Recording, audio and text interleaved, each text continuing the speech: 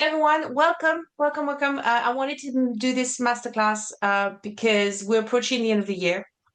And as always, at this time of the year, there's a lot of pressure to do more, pressure to be more, pressure to be that absolute perfect person that's going to nail all of their goals and do everything perfectly.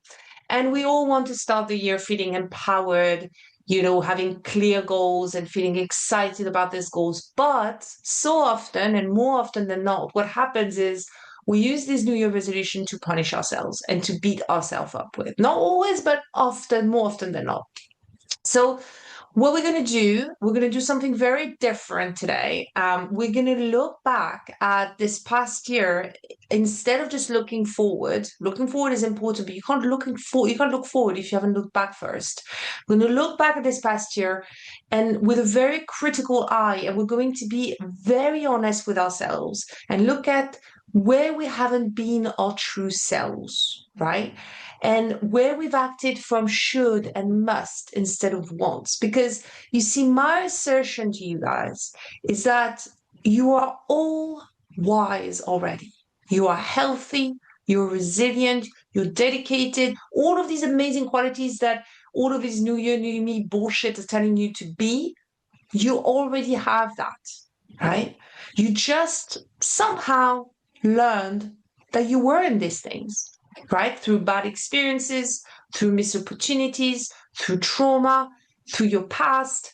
And growth and progress isn't about becoming more confident, becoming more dedicated, or more anything. Again, unlike this new year, new me bullshit is telling you, it's about unbecoming everything that you've learned that limits you to be you again, right? So that's what unbecoming is. Unbecoming is letting go of what's not you.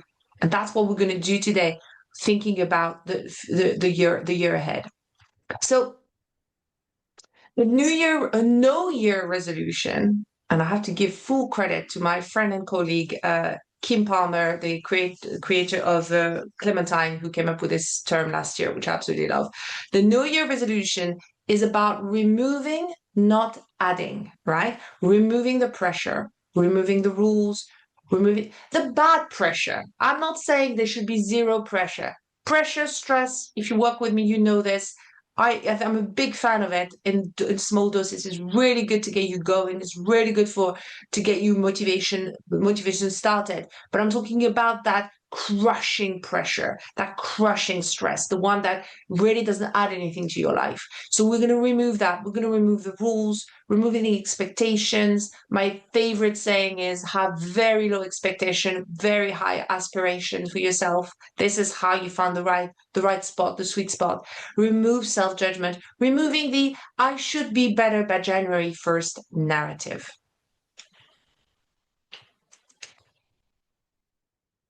Oh, sorry, but today. So type in the chat very quickly. When you think of New Year's resolution, what word comes up? Just want to see like whether you have a positive or a negative association to it. Pointless, Aaron. Yeah.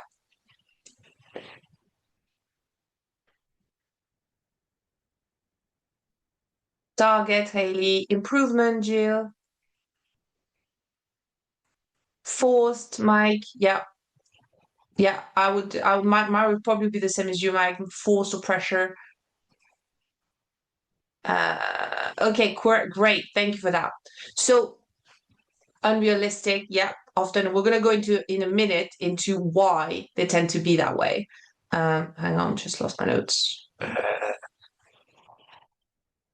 There you go. How do I close this? Oh, here you go. So a few stats first. Why New Year's resolution don't work? I had loads of fun like creating this. So 80% abandon the New Year resolution by the first of February, right? 91% of New Year resolution fail long term. A few other bits of fun little stats that I got out there. According to a large-scale analysis of 800 million users user activity logs by Strava, many people who made New Year's resolution had already given up by 19th of January. It's actually a thing now. 19th of January is when most people actually give up on it. Some studies report that 23% of people quit within the first week and 43% by the end of January. So why is this happening? I'll explain to you why. This is happening for several reasons. First is what I call the drunk on feelings goal setting, right?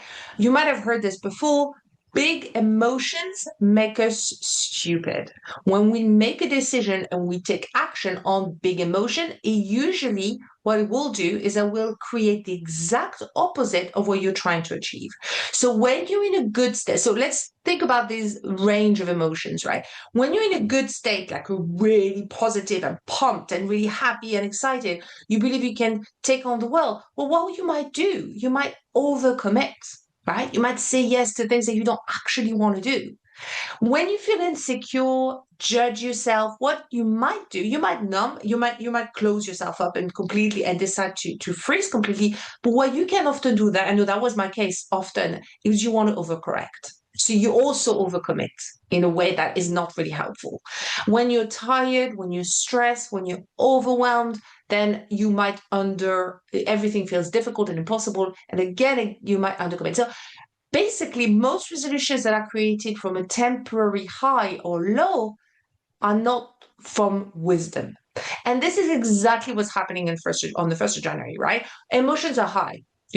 You've been spending 2 weeks or a week or something with family and friends or a lot of people, or for some people, maybe not at all because you don't have that sort of support. So you feel particularly vulnerable. You feel particularly emotional. You might have just been eating and drinking a lot over the Christmas period. You feel really insecure. So all of these insecurity, all this emotion that you have to deal with on the 1st of January make you make decisions and commit to things that are not actually realistic, right? And this is what most industry are banking on to make money on, by the way, on the 1st of January. Every sort of advertising you see in January is going to bank on that. It's bank on you making decisions when you feel drunk on your emotions.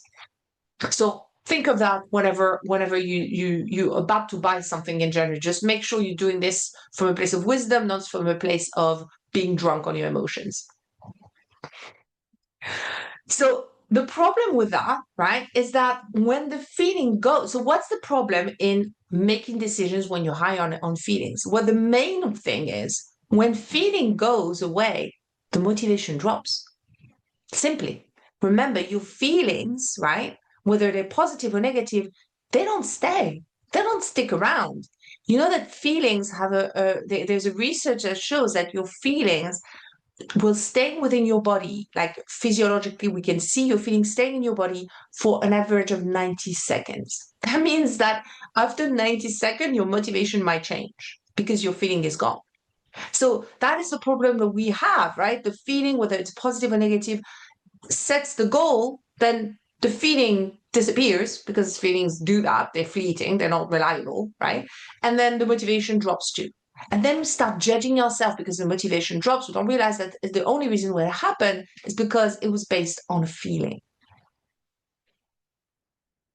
So a bit of like neuroscience behind it, right? So dopamine is, for those who don't know, is the molecule and a hormone of motivation and reward, right? Dopamine spikes at the idea of change, not the change itself. How amazing is that, right? So there's a research that shows that the thought of doing something that you want to do creates the same level, same peak of dopamine in your blood, in your system, than the action itself. You're rewarding yourself for thinking about the action. That has a very a purpose, right? The purpose of that is actually to get us to go find food originally to survive, right? If you think about food, we need to go and find it. So it gives us the motivation to go and do it, right?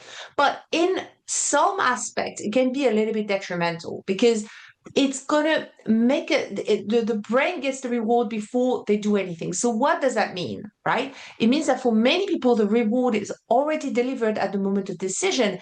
And that could mean that, goal writing, writing your goal feels amazing. Purchasing a really good planner or something that's going to feel really good. People are shouting about the New Year resolution and feel super good about writing them because it's going to give you the illusion of control, the illusion of doing something. And this is all great as long as it's followed by real action, which is the problem often where people actually don't actually get there, right? So if you imagine a new version of yourself, fitter, calmer, more disciplined, more successful, your brain gets excited before you even do it. So that's the reason why we love New Year resolution so much, or love making lists so much.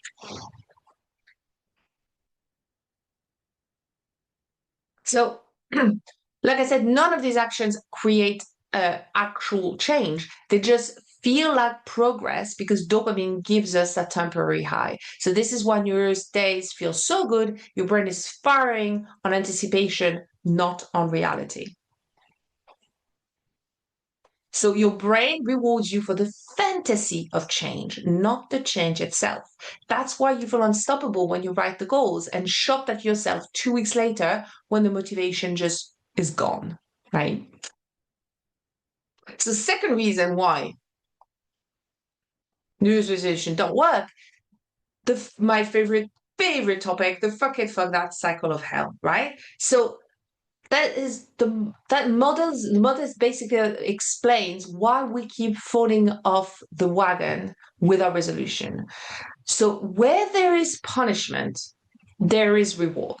Where there is reward, there is punishment. So this is where you tend to find yourself in on the 1st of January. You tend to find yourself in the reward, in a punishment cycle, which is the one on the left, which is the good cycle, right? Decide to do everything right, go to the gym, restrict diet, all of that stuff. And then you do all of this. And because, again, like we said earlier, you did this from a place of potentially insecurity, of not feeling really good about yourself, or about the Christmas period that you had, to drunk on your emotion, you're going to really try to overcorrect. So all of these goals are going to be really extreme. And at first, they're going to feel good because it's going to feel like an illusion of control. And maybe it's going to give you a little bit of a boost. But very quickly, as they are, because the way that they've been created, they're not sustainable. So you're going to start to feel frustrated, right? Frustrated in general. Also, there's going to be a sense that you should see the results much sooner. Why are these results happening right now? We want results right here, right now. So you're going to get frustrated.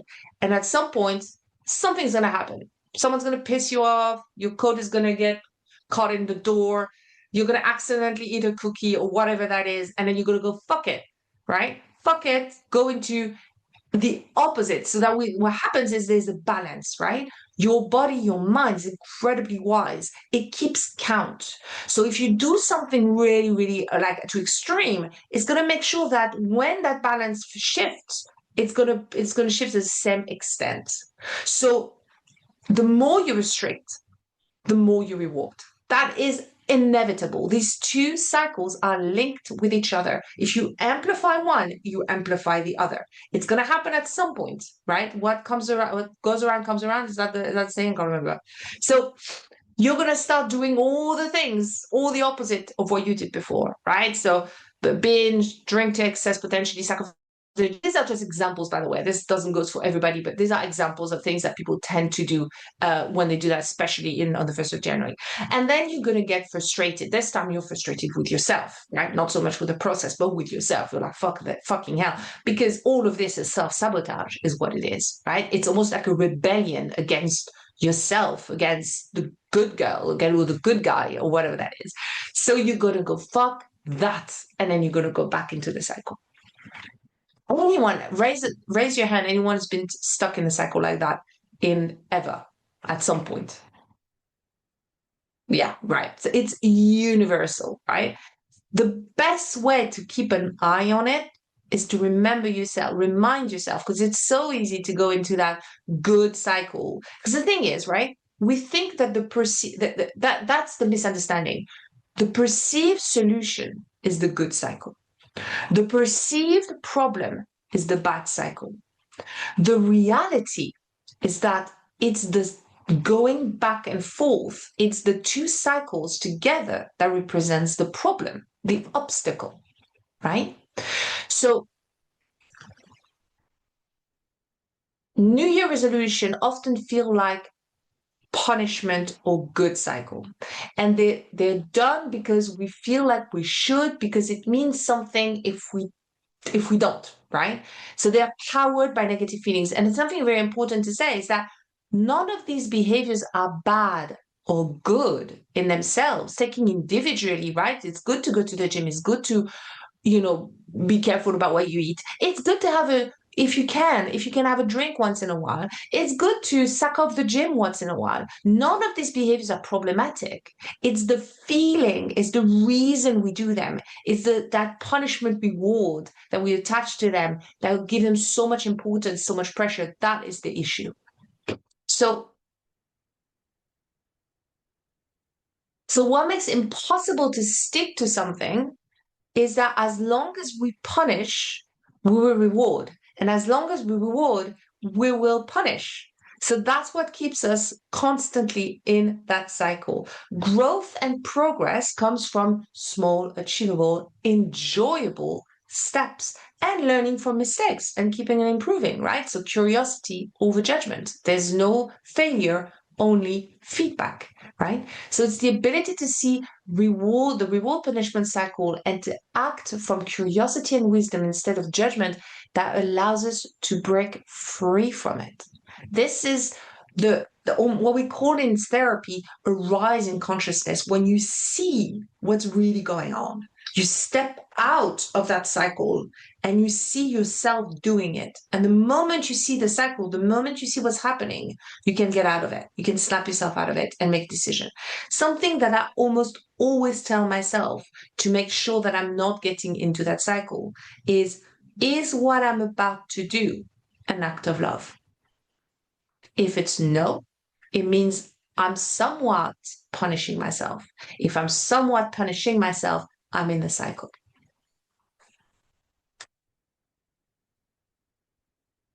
So here again, a little bit of explanation of what that means. So why doesn't it work? Well, because anything that feels like pressure, that threat, expectation, potential failure, loss of autonomy, any of that automatically activates your stress response, right? So the moment the brain hears something like, I have to lose 10 kilos this year. I must wake up at 5 a.m. every day. I can't have sugar. I should, all of that stuff. And it's said again from a place of punishment, from a place of sabotage in a way. Your brain, your unconscious, interprets it as danger. And that creates cortisol, right? Pressure create cortisol. What does cortisol do? Cortisol shuts down your curiosity, your creativity, and all the access to your inner wisdom, right? Cortisol narrows your perspective and amplifies fear-based thinking. So instead of feeling inspired, you feel overwhelmed. Instead of feeling ready, you feel stuck, right? Instead of learning, you start pulling away. Pressure is threat, right? Threat activates the limbic system. It's just when you think about it, it's a beautiful way of your system to protect you. As soon as it detects that something that you don't actually want to do, it's gonna make sure that you don't do it, which is why we struggle. If you don't want to do something on some level, you're gonna sabotage. So it's not, again, I'm just very clear on this. It's not about not doing all of these things. It's about finding the reason why we do them, something that actually resonates with us, right? And doing them from a place of love rather than from a place of punishment. So this is why we procrastinate, we rebel. That's what the fucking that cycle of hell is.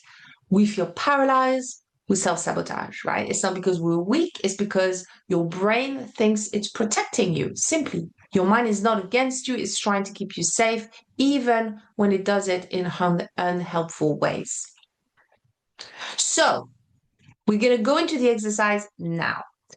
Before we set any intention for the new year, we're going to start by, like I said, removing, right? We're not adding goals, pressure, expectations, or new habits. We are unlearning what no longer fits the person that you're becoming, right?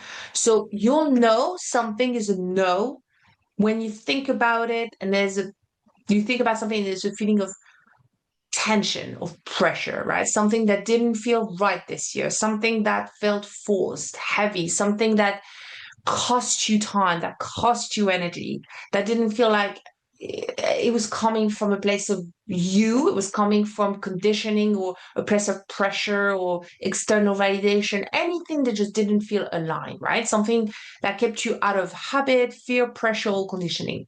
Okay. So the first question is identify the no, right? So which rules have I been following that I never chose? By the way, you can answer all these questions or you can just answer one. It doesn't matter as long as you come up with something, right? Which rules have I been following that I never chose? What behaviors, patterns, or expectations felt wrong or forced this year? What am I ready to stop doing, not out of discipline, but out of self-respect? Just to be clear on that one, because I actually changed it on that. What I mean by that is, what am I ready to stop doing, not out of should or must? That's what I mean by discipline, right? Discipline can be a good thing, but here I mean more like of imposed sort of things. But out of self-respect, what I mean by self-respect, I mean more like out of desire, out of want, out of need, out of the things that really matters to me. So again, like I said, you can answer to all three, or you can just answer to one, the one that feels the most. So I'll give you 3 minutes on that one. The next question is part two, unlock what's possible. So once you remove what doesn't belong, your mind starts to open, you start creating a bit more space of what could be possible. So without pressure, something starts to click. You unlock clarity, ease, and a deeper understanding of what actually matters. So the questions here are, if I remove this from my life, what space does it create? What becomes simpler or lighter? It doesn't have to be big, right? Small things are always the best, usually always the best. What desire or intuition becomes louder? I'll give you 2 minutes on that one. Final one, the ripple visualization. So now we're looking at the future. Now that we know what we need to uncover, what unlocks for ourselves, what gets unlocked, now we can look at what would be the impact of creating that space and starting to do more of the things that we want instead. So I want you to look at the 3 points in your timeline. 1 month, the first ripple. So what does life like? What does life feel like 1 month after committing to these no's or this no? It doesn't have to be several, it can be just one. 6 months, the expansion. Who are you now? How do you carry yourself? What is flowing that used to feel like a struggle? Where are you experiencing ease, confidence, or momentum? And 12 months, the unleashed self. This is the version of you that lives without the noise you unlearn today. What do they know that you were only starting to see now? What feels possible from here? I'll give you another 3 minutes on that one. Okay, so I'll put in the chat if you can. I do not have to go into so much details of mine, but my no was just basically what I realized when I did that exercise was that, and it completely came out of the blue. I didn't expect it, but that I spent most of this year just creating new things for my business all the time, and I felt like a pressure. I felt like something that I didn't want to do. I felt like I had to do in some way. So my no was to stop rushing and to just not doing things just because I feel like I should, and not create any more programs, but instead opening space for what I already have and start to bring it to the standard that I wanted, which felt so much calmer, so much more, make so much more sense to me. And when I did the timeline, what I saw myself in 12 months was like really having a very clear idea of where the next step will be if I just focus on what I already have. So that was me. Don't know if anyone wants to. We'll stay for another few minutes if anyone wants to share. Arrow notes, stop following someone else's expectation and timeline, which is what creates overwhelm and panic. Yes, I can definitely relate to that. Haley, no, giving too much of my time to other people, not having the freedom I want, feel like I have to. Yeah, unlock control is back with me. having a more evenly paced lifestyle rather than jumping to others' needs. Lovely. That's beautiful. That's so nice. I don't know about you, but when I did the exercise and I got to the second part, it felt like literally something was opening. I was like, oh God, it feels so good not to have to worry about this anymore. Good. Jill, my note is to stop spending frivolously on groceries. 1 month of doing that. I'm already feeling such a relief from it, investing more in myself instead. Beautiful. I love it. Feels so good, doesn't it? To be back in control of these things. It was lovely seeing you all. I hope it was helpful. I will be sharing the recordings with the community so you can watch it back anyway. I'll send you lots of love, guys, and say yeah, have a great Christmas, have a great New Year, and I hope you start the year with a lot of energy and a good focus on what you want. I love you all. Bye.